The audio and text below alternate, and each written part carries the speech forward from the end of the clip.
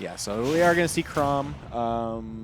Yeah, Chrom Wolf. I mean, hard to know what to really say about this at this point that we haven't said already a million times watching these sets. But going into this, what I will tell you is that these sets have a tendency to go very fast. And the very fast ways that they go are usually just some kind of crazy advantage state coming out from whether it be Rivers or Jakal, and they kind of take their turns. And if you miss your turn, that's usually when you lose the set. Right. These two play so often. They know how to deal damage to each other. Yeah, because the thing is that the thing I don't see the first time I really saw it was you don't really see a slow set. Last week was a little bit slower. It looked like Rivers were kind of trying to slow down the whole pace. But the crazy thing is it is hard to commentate something like this because the decisions that they're making and the way they're reacting to each other seems so high level to a point where it's actually hard to keep up with, even just talking about it. That down tilt is so safe. It's disjointed, -5. Doesn't feel very fair, and it's such a good mix-up tool. That's one of those situations where you're just gonna see like the high level, maybe a little rock paper scissors, maybe a little more than that. Just down tilt on shield. Both these characters have such safe moves on shield. Jakal, we're gonna get this ledge trap, but really good way Rivers getting out there. He's been doing a lot of that like just air dodging in the air. All right, F-tilt, I'm gonna clean it up, and you know what? I am starting to see a little bit of the hesitance I was getting to see a little bit last week.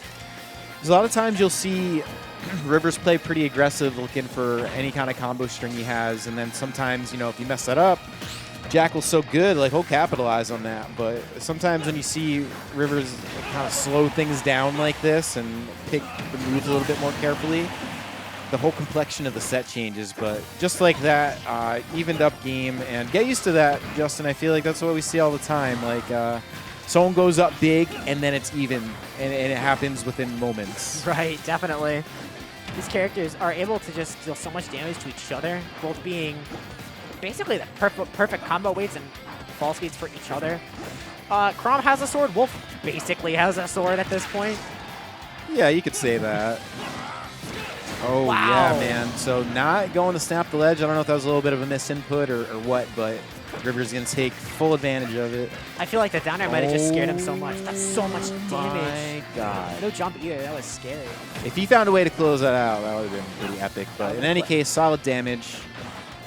Now, solid enough damage to get a full stock lead, which in a set like this, trust me, you want it. You want it in any set, but this one especially. And that, ooh, Rivers with the up tilt. That move is, it's strange because it's so committal, but it does well for a tilt too. Rivers goes for some of these really hard reads sometimes, and they do work out sometimes, but I'll notice, oh my God, that was a really good trade for Jakal. I'm a little surprised to have seen that work like that. Yeah, it's a pretty consistent trade to do, but it's like you mess up once and that thing's happening. Well, it's scary challenging that move just because we've all seen what happens sometimes if you do and you're on the wrong end of it, you just die. But here we go. I was telling you, right? Jakal dealt so much damage. He knew that Nair would reverse hit and dealt 100 off of it. And this is even again. Is that what you're talking about? Yeah, that's what I was telling you, dude. Like for a second, someone's up a whole stock and it looks like it's a wash for a minute, and then the next second, it's like game is dead even or turned around somehow. Yeah, Rivers does save the game though. He gets the back air with a ledge jump read. Yeah, coming in clutch, and definitely needed that because going down game one in a set like this, because this is the other thing, right? So just like the percents go up and down and the leads go up and down, like even like the game count is so volatile when these guys play. It's insane because you'll see 3-0s, you'll see game 5s, and you don't really see a lot in between. It's just, I don't know, something gets turned on and keeps going from one of them, but... Yeah, definitely. No two people play each other as much as these two. Dude, it has literally been every week for probably the past 3 months. Yeah, wow.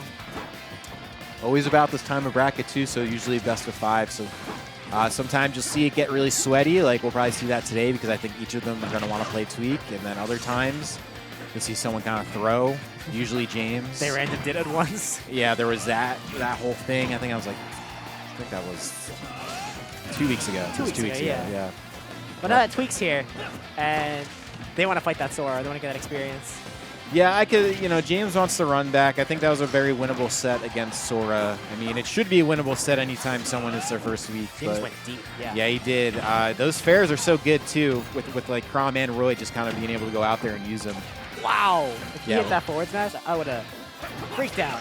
Yeah, looking for something there. And these guys, I feel like, are always trying to read each other like books whenever it comes to that. And sometimes they get it, and then other times it's just like this. And really good play from Rivers, man. Kind of knew that regardless of where they got teched or not, going to lead to death. So it does sort of close a little bit of the ground that Jakal has taken away from. And might be on to something here. We'll see what happens when Jakal takes his turn. You can tell when two people play a lot when there are moments like that when there's no one hits each other for like 15 seconds. And then when one person hits them, that's 60. Jakal has Rivers off stage. This is an opportunity to expand his lead. He gets it. Yeah, man. F-tilt coming in clutch there. Decisively so. Rivers is in a position where he's going to have to air dodge, and the air dodge in the blast zone was going to result in death this time. So might see the right read here. I know, yeah, Rivers wanted to wind up an F smash one way or another, just wasn't sure which way Jakal was going. Yeah, that is the third F smash every time. Not quite gotten. He had the back throw on the platform, which Jakal air dodged through. He had the down tilt check chase where he just didn't let it go, and then there was that. Well, you won't find many F smashes better than Chroms in this game. That's for sure. True. So it's understandable to see Rivers want to deploy it as much as possible. I think it's really impressive how Jakal just avoided all three of them. That's going to be an out of shield punish. Jakal has really good survivability in this game. Really good, and I think it's just because his neutral is so solid. His neutral is... It's like it's impenetrable sometimes. And then there's Rivers who just goes like ballistic, and we'll get through a lot, but it's really entertaining to watch the two archetypes fight. He had a jump. Wow. Yeah, he's really good at saving those. You kind of have to be if you're playing Chrom, and he's really good with the directional air dodges. Definitely. Once again, I guess you got to get good at it if you're playing as Chrom, but yeah, it's going to keep him alive right now. I don't know for how much longer. It looks like not much longer at all. So that's going to be Jakal evening up the set, man. This is best of 5, so this is really going to go any which way you can imagine. So I feel like they're probably just going to play the rest of the set on PS2, right? I wouldn't be surprised. I jinxed it. Never mind. Just kidding. Town City. So I guess, I don't know, maybe we won't see Hollow Bastion. I don't know if... I'll be honest, I kind of thought we might see a little bit more, even just as like an experimental pick, but it's pretty clear these guys... It's not one of those weeks where someone just wants to lose. Like, this definitely looks like one of those weeks where these guys are kind of getting a little sweaty, so... buckle up. We could be seeing a Game 5. It's gonna. I think this game in general is gonna be very telling as to where the set goes. But that was so smart, ending it with a nair up B instead of just like going for an up air, which is a bit more risky. Up B is always such a good combo finisher, no matter what, just because it has like that vertical range. So if you hit someone out and they're up top of you, you'll still catch them. And then all the same, it's a really good percent and relatively safe. And it's one move that deals 25 damage. Yeah, that's crazy, dude. Very strong. I remember when the game came out, that was like the move everyone was talking about, because not only was there the Chrom side, but there was the, like, it dealt so much damage, it was an out of shield option. That was, I know Rivers is a little disappointed there. That probably should have been a stock going in his favor, but once again, survivability of Jakal, knowing how to stay safe out there. Rivers just was not able to finish it, but now it's going to result into...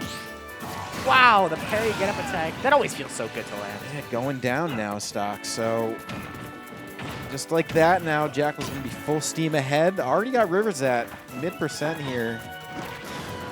Sub 50. This is so important for Rivers. He needs to get this kill right here. Chrom does have good ledge trap. That's a regrab. Yeah, great awareness by Rivers. Yeah, nice calm F-tilt.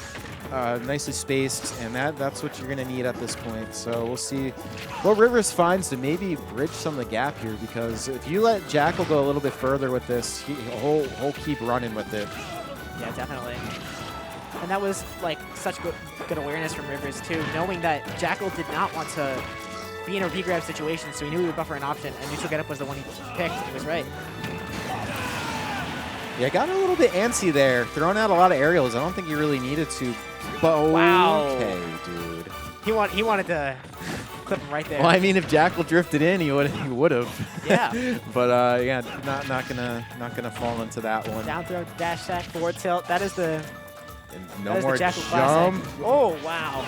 Yeah, kind of had Rivers in the crosshairs. Didn't really time up that way, and just narrowly missing on that back air. That probably would have cleaned it up, or at least been close to. Right. Okay, he took the stock. Now he's back in the running for this game. That was so important to get that off that ledge trap right there. And the fallout. Yeah, this is what I'm talking about, how that's a good combo finisher. We're getting to see Rivers getting punished for it. I feel like it's one thing if they fall out of your move and you get less damage, but if you get it's negative on hit and you get punished for it, and then that happens to you, yeah, dude, that's was tough. Just a good read coming out from Jakal. So that was going to be game 2 going in the way of Jakal, and again, this is best of 5, so a little bit of room here. James going to have to sweat a little bit, man. Now he's got 2 games to make up for. And James wants that run back against Tweak, so you can see Tweak watching in the background. Yeah, he's chilling regardless.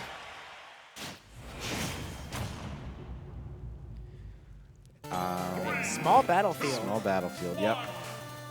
I feel like when this stage came out, we all thought it would be neutral, and then we played on it and realized this is definitely a counter pick. Yeah, the Mega Man 9 music, I believe this is. I would not put it past James to choose this. I'm pretty sure it is 9. I've never played a Mega Man game. You gotta get on that, man. They're very quick. You'll run right through them, and they're fun. I was Yeah, like I think there's a Wily stages in 9. Oh wow, yeah. All right, so a little bit of an early lead here for Rivers. We all know how that looks though in this set. And just again, sort of struggling to finish this last bit. This is very similar to how the last game started, where Rivers had like a pretty good lead to start, and then Jakal just, you know, again, not a pun, but claws his way back in. But yeah, not this time though. Is going to get that tech read into the up smash. Rivers getting the majority of his kills off those less committal options that he can set up into. He goes for those raw hits, like he went for a dash attack earlier, but it seems like every time he lands one of those setup moves, he's killing you off of it. And that is tough to combat. So important, man. So important to finish your food in those kinds of situations. And no jump. In this kind of situation, too, very important, because we've seen Rivers up with a couple stocks against Jakal and have that become an even game. And the timing of the back air not going to check out this time for Jakal. So Rivers living to possibly extend the lead. Ooh, doesn't quite get the dash attack punish. This could be huge for Rivers.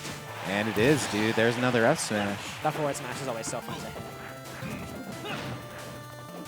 And now Rivers looking down the barrel of a potential, I was going to say 3-stock up that hit.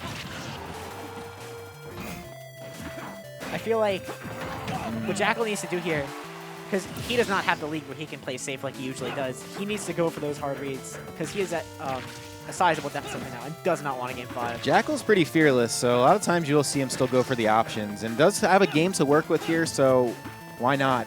Because they do pay off for him sometimes, but this is looking pretty good for Rivers. I get a little nervous to say it when these guys play, but like at the moment, like pretty sizable lead. It's got Jakal at kill percent, but it just the Jakal has just such good game-breaking ability, man, where he just catches up. Jakal did miss an opportunity right there. Unspaced jab. You can shield grab that with almost any character in the game. Oh, that's big. That's big damage. Laser? Oh, wow. Ooh. When you laser like that off stage, like your momentum is preserved, so you can get some crazy stuff off of that. Yeah, just throwing it out, dude. He's like, you know, you're gonna play me aggressive. I'll just swing at you. James wanted this game over. Man, those always stress me out. All right, so yeah, not gonna be able to really confirm anything off a throw, but smart. Yeah, he's gonna catch him jumping off the ledge though. And the 2-stock gonna bring this to game 5. And this is what we're growing to expect when these guys play, right? Like, you always get a good set. Like I said, sometimes you'll get 3-0s. We saw one of those earlier. And then other times you get game 5s. This last game, probably going to be its own thing, dude. I mean, these guys, they're just so volatile. Like I said earlier, sometimes it's hard to commentate it. Like, it's hard to really know what to say. Kalos for game 5. That's an interesting pick. I feel like the space does let him work. Oh, yeah, there we go. Switching it up. As soon as I saw Kalos, I was like, that is Chrom's worst stage. We're going to see the monkey come out. Yeah, well, that was the thing. I forget who was playing last week. It was on Saturday. It was against Zero. He was literally, the only time he used Chrom all day was when the counter pick went to Town and City. Right. Otherwise, it's playing Diddy. So now we're seeing kind of the opposite of that. James is one of those players whose characters like complement the stage list so well. It's just like, because Chrom does so well on stages like Town and Battlefield, and Diddy does so well on stages like this. So even though this was Jakal's counter pick, Rivers kind of gets a lot off of it. But Jakal not letting him 100% deficit between these two. Yeah, this is so. Oh, wow. I know the monkey cling to the wall. Anytime you get a stage that has a wall is always really beneficial for Diddy, and we've seen it already because James probably would have been dead by now a couple times. Definitely. But wow. instead has this, because otherwise it looks like Jakal is mostly prepared to play against this Diddy almost immediately. So I don't know if the character pick necessarily is it, but I do think that just having one game where you have a benefit to you, where you just have a wall to cling to when Jakal's got you sort of on the ropes is a benefit. So definitely. Rivers is bringing this back. Yeah, he brought it back, dude. He was down like 100%. One crazy thing about Diddy is just you're not committing with him ever. Nothing is committal. You have to just out-neutral the opponent, which is scary. Yeah, which is probably good for Rivers at this juncture, being in Game 5 and going so fast through the first 4 games where, you know, you don't always want to have to commit to everything or be that high. Got so many options to the ledge trap. Yeah, that was really good, honestly. That banana just adds such an extra dynamic into what you should be doing at a disadvantage. Well, this is where the extra credit starts for James. Yeah, I mean, monkey flips across the stage. What do you do about that? I mean, honestly, I won't be surprised to see Jakal just carefully wait and maybe just land an up tilt or something. He's really good at that. Oh, or wow, the pivot grab. That's probably going to kill, yeah. Yeah, almost 200 back throw, definitely going to do it. So that's one thing that's important against Wolf, because when you get grabbed center stage, you're getting hit by like down throw, dash check, and then whatever like 50-50 comes after that. But if you get grabbed towards the ledge, especially with that platform there, all Jakal can really do is up air you, and that will not deal nearly as much damage. When you want to combat Wolf, you've got to stay like at low percents. When you know the Wolf wants a grab, you stay right there, because he's just not going to get as much damage on you. And it's getting pretty evened up now. That covers. Dude, he's been catching him on that a lot. Yeah. He's been catching him on the roll in a whole lot. Jakal does have a little lead. Let's see if he can maintain it. Diddy is really good when he has a lead, but when he's at a deficit like this, like, yeah, he never has to commit, but now he's got to make up the deficit. And he's going to start to commit. He doesn't really have a choice. He's going to have to find something here. Definitely not going to be given to him. That was a smart shine from Jakal just to get him off. Yeah, and this is kind of just a little bit of chip here, chip there for Jakal, right? Just take the little bit of damage you could get. You're already at a point now where you're about a stock ahead. And now Rivers is really going to have to pull a rabbit out of his hat or get down smashed on the roll-in. One or the other, I guess. So, all right, yeah, so that's going to be Jakal moving on the Grands. Jakal and Tweak. Probably going to see more Sora Wolf.